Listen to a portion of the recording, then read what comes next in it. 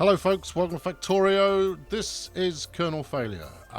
What's happened since we last spoke? I've been kind of cracking on, to be honest. I haven't recorded absolutely everything that I've been doing because we've reached the point where it's a few subtle changes and not an awful lot happens. The newfound iron resource that we're porting in by train is not without its flaws. One of the iron mines is also pulling up copper as well as iron ore. That's not the end of the world by any stretch of the imagination, because we can take it out by hand, which, yes, I mean, I could use a smart inserter to grab it as well, but frankly it's only a little bit at a time, and we can keep that under control. So we've got plenty of resources. My fretting with regards to the number of alien artifacts that would be required to get us through to the end of the game was somewhat in vain, to be honest, and that's going to be the subject of today's video. Now, historically, for those of you who have been tuning in on a regular basis, you will have seen that I'm a fancier of all things laser turret creeping, wherein you build yourself a nice enclave moving forward, and you then supplement that with turrets, and you keep yourself fully defended at all times, while taking down the aliens from within the safety of the walls that you just built. Well, frankly, that's a laborious process, and in order to get to what I laughingly thought was going to be 420 alien artifacts required to get me through to the end, I discovered, obviously, that it's going to take quite a lot more than that. But I decided that it was time to embrace the love and the knowledge and the care that comes with power armor. So I've built up to such an extent that I am now fully power armored up. I've even got space for more, but frankly, I don't need it. We've got capsules being manufactured. We've got power armor strapped on. Everything is coming up nicely. So, before I go and demonstrate how I am in fact Iron Man these days, here's the tech tree, which has just finished doing some rocket tech of one fashion or another. Frankly, the rest of this stuff, don't really need it. Rocket damage, bullet shooting speed, shotgun shooting speed, gun turret damage, and extra robot followers, don't really need them. I might pursue them a little later on, but frankly, let's go for the big one. I've done enough. We can go straight for rocket defense. I think I've got pretty much the resources needed to get it done, and it is going to take a little while, so we're going to get that going. That's right, I am in fact pushing for total victory. We won't get there in this video, but within a couple, we will certainly be on our way to securing the landing zone for those ungrateful, godless colonists who are going to turn up and find that we've already strip mined the planet. So, let's go. So, rocket defense, if I understand correctly, we're going to research it first, and then we have to build a hellish amount of bits and pieces in order to actually build the thing, at which point the aliens will come and try and tear it down before we can declare victory. Which in this version of the game, I believe that declaring victory is somewhat underwhelming. Still, we'll get it done. Right, so as you can see, we've got just plenty of alien artifacts in stock, and long may that last. So let's walk through how we get to that point. Before I do, let's just show you the current state of play for our research facilities. I extended the number of green flasks being made because it wasn't keeping up. Reds are only just keeping up. Purples are actually very, very fast to make once you've got the resources. But everything else takes a little longer. This will be fine. I'm not in a mad rush. I've got quite a bit of reorganizing I need to do, and in fact, I've already made some. So should we do a quick base tour first? Quick base tour? Yeah, all right. So this is now fully reorganized. This is my kind of logistics hub central. I've taken to carrying around active provider chests, which, for those who are unfamiliar, you plonk them down, stick anything in it, and your logistic robots come along, grab everything out, and go and take it to the nearest bit of storage. So these storage chests are that's where stuff turns up, at which point it immediately gets hoovered out and put into provider chests ready for anybody who wants it, which is usually me. In fact, if anybody else wanted it, I would be somewhat surprised. We've completely reorganised our oil facility. I know you might have wanted to be around for that, but it took hours, and frankly, a high-speed version probably wasn't going to do it justice. So what have we got? We're porting in from 3 or 4 different oil sources now, to the extent that we are fully catered for. We have got no problem at all as far as oil is concerned. Which we're then using the more advanced refining to split off as much petroleum gas. Damn, what a petrochem fuel. Where am I getting that from? It's got to be from another game. Anyway, yes, we're splitting that into light oil, very little heavy oil, which we're also cracking into light oil. The light oil is then cracked into petroleum gas. The leftovers of which we're turning into solid fuel, which we rarely use these days. We're all about coal again now. We have finally reversed Thatcher's decisions, and we have our coal mines back open for business. Thousands of Yorkshiremen back in work the way they should be. We've also got a steel industry, so that's Sheffield back in work as well. For those of you overseas, this means very little. It's a little bit of politics. Yes, so this is all working rather efficiently. Before, I was finding that I wasn't making enough sulfur, which in turn meant that I wasn't making enough sulfuric acid, which meant that batteries were slow. It meant plastic was coming in slowly, and it was just creating a hellish bottleneck. What I have found is that these oil sources don't last very long. You don't see, well, it could be that I play very slowly, but you don't seem to get much more than an hour or 2 out of them before they start dribbling oil rather than gushing it in a way that would make you decidedly happy. So I've got what? I've got half a dozen of them on the go, I guess. I got quite a few, including, yes, I know it's another bit of rail. You probably would have wanted to be around to see this as well. Sorry about that. But I decided to progress through and wrap this one up.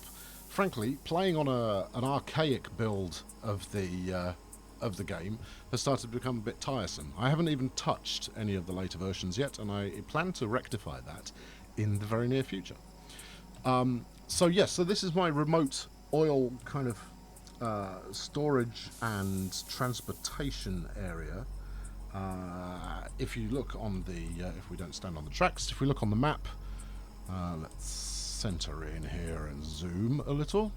So as you can see, we've got one set of oil being mined down by Flip, and the other set being mined just to kind of the north west, which is fine. Both coming into the same place, and once they get there, it's going to do something predictable. Quick trip down. Moderately defended, no need to go excessive. I mean, the one takeaway from this one is it is independently powered, so it's got its own accumulators, its own solar, and that seems to be enough to keep it running through most of the day. So what happens? We've got, I think, 48, maybe 50 odd barrels have been constructed. They turn up, they get filled by these 2 assembly machines, and then stuck on the train, ready to head back out to the other station. When they get to the other station, it's emptied out. The empty barrels are then picked up, stuck back on the train, they come back down here, and the process, she continues. It's not very fast, but it does bring it in, and it is relatively low cost. So yes, that's oil. I think we've probably got enough oil to see us through, which, well, I sincerely hope so, because we've tapped just about every major oil resource at our disposal.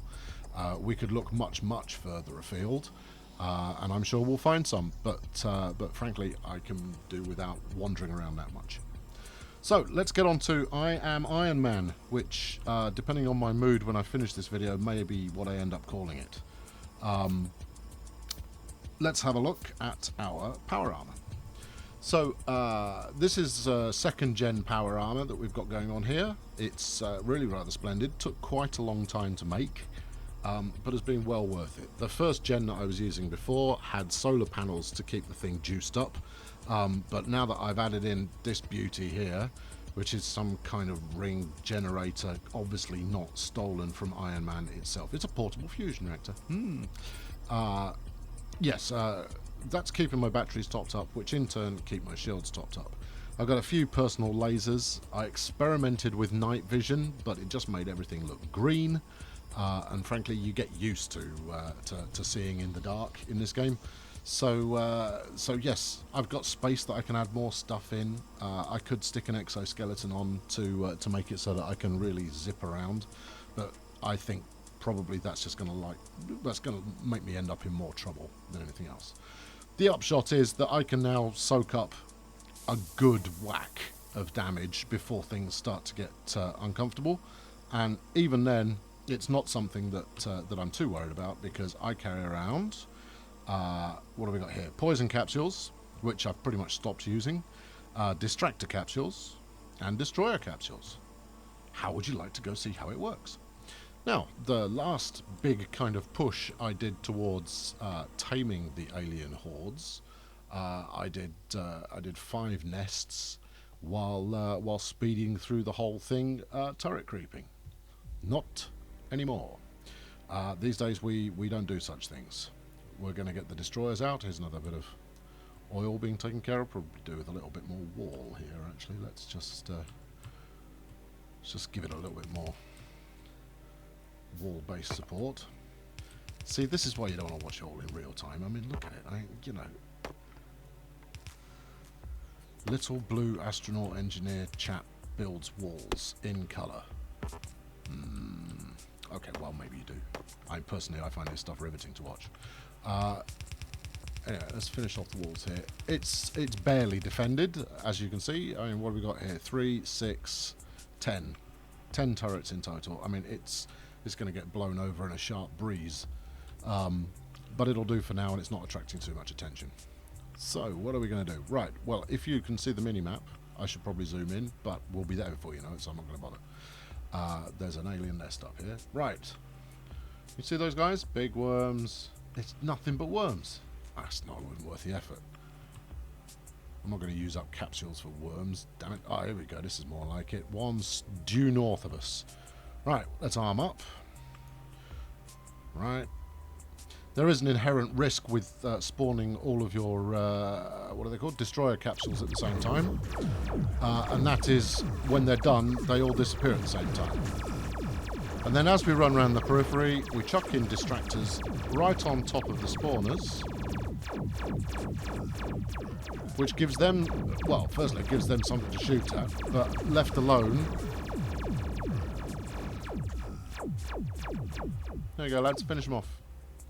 And most of the time I don't even bother firing at anything, so there you go. Oh, hello Steam pop-up. Yeah, alright, let's, I should probably deactivate you, but let's just hope nothing else is happening. One of my chums playing Gary's mod. How exciting. Right, so there you go. That's how we do that. And frankly, it has taken most of the challenge out. I mean, my battery power was down to 50% there. I wasn't being particularly cautious, but let's go do some more. And we're really getting quite far from home at this point. But yeah, so I wander out here, flush out all the wrongdoers. Yeah, wrongdoers. Now, I mean, what we can do is we can poison stuff in advance. You know, get to the extent of our range and lob a poison capsule in to deal with them. But as you can see, you don't even need to do that anymore. I've got a manufacturing line to keep me topped up. Well, this one's quite busy.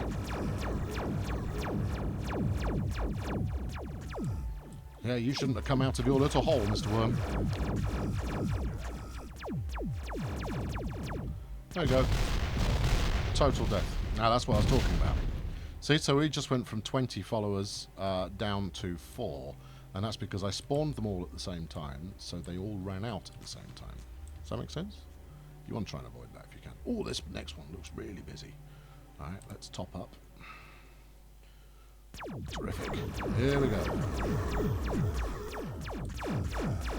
And, I mean, this has led to me becoming somewhat overconfident, but frankly, it does. I do feel like I'm somewhat invincible. I mean, look at this.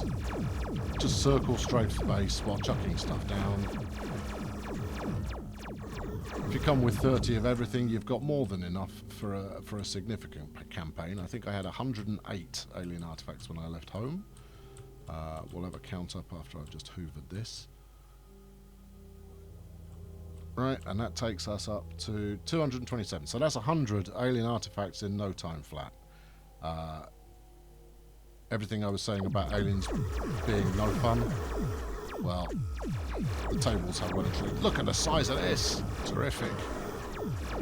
And no sandworms around to give me trouble. There you go. It's genocide simulator.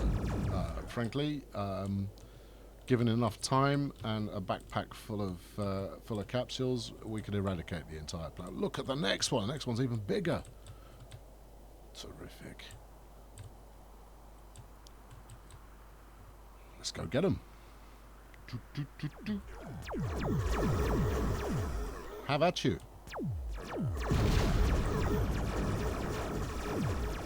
Of course, if this all comes unstuck, it's going to come unstuck in a hurry.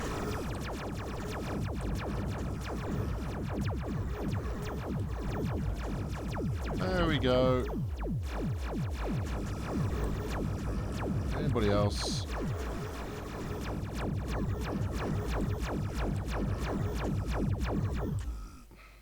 And that's all she wrote.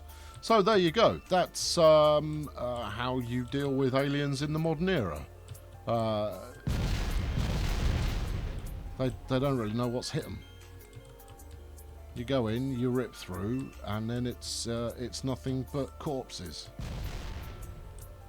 Carpet of alien goo. I would feel guilty if it wasn't such a pain in the backside to have to get the artifacts in the first place. But frankly, this is a pleasure, a joy. By the time you get to this game, you have pretty much beaten it already, and the only moving factor is time. So there we go. So that takes us up to 417 alien artifacts, 300 of which I gathered in the last 5 minutes. Alien artifacts are no longer a concern. I was a little less frugal than usual with my distractor capsules, but that's okay. Plenty more where they come from. I think we've got a couple of hundred back at home base. Oh, terrific. I decided to walk through the woods. So there you have it. I am making a big push for the finale of this playthrough. I think maybe 1 or 2 left.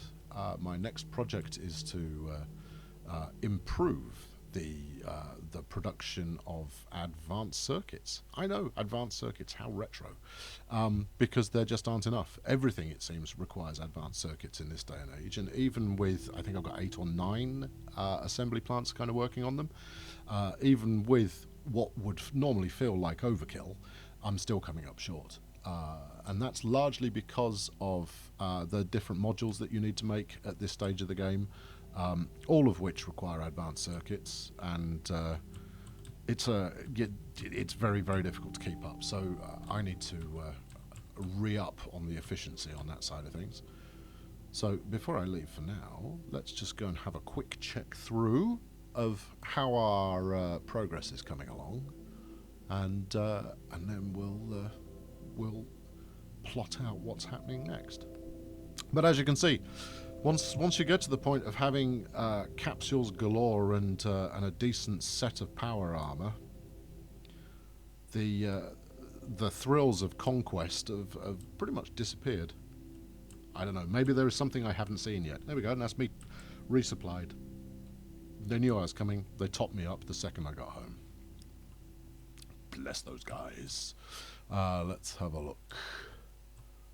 There we go. So look, we've got a green and a red queue up and waiting again. That's good, if somewhat unexpected. I hadn't anticipated that. Why are we short on circuits? We shouldn't be short on circuits. Interesting. Oh, it's because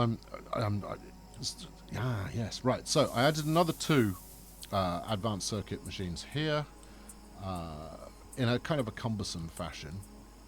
You know, the ideal would be to just replicate these 6 to try and make more. But here's my kind of storage. This is all of the advanced circuits that are made, and if we sit around, they're just going to get thieved by logistic robots as quickly as they're made. So we've got a definite shortage going on there. And this will need to be resolved. I mean, the good news is we've got plenty of basic resources, so whether it comes to copper or whether it comes to iron, we've got plenty. I built these 2 advanced circuits. Let's zoom in just a smidge. These 2 advanced circuit makers in order to simply to service blue flasks. Blue flasks which are short on smart inserters, which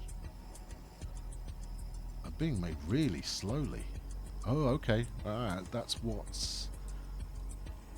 Yes, okay, that's the circuits here manifesting itself as not enough. Interesting. Okay, so as you can see, we've still got a little bit of a few kinks in the system when it comes to running at maximum efficiency. But for the most part, we're on top of it. Things are under control. Research is being done. We'll get there eventually. And we'll worry about our advanced circuits in the next video. Thank you very much for watching, and I hope you have a jolly day, and I'll see you soon. Cheerio.